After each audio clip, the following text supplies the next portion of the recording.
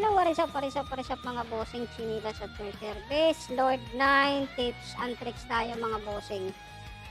Gawin nyo to, sa mga hindi pa nakakalam, gawin nyo to sa mga newbie para matapos nyo yung mga boss nyo, lalo na sa trials. So, ganito mayroon siya dito, free na absorb buff.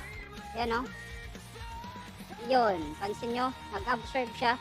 So, hindi ka na kailangan tumakbo at diretso yung damage mo kasi may absorb buff ka.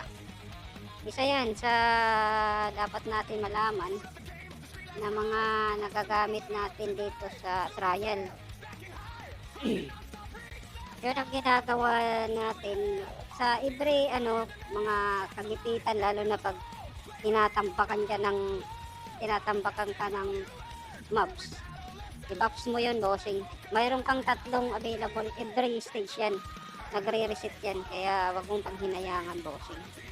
So dito naman, magagamit nyo tong trick, lalo na pag nagbo-boss kayo, kahit nasa main quest, sub quest, kahit dito sa trial, magagamit nyo tong mga technique. Sa larong ito walang dash yung pag sa boss.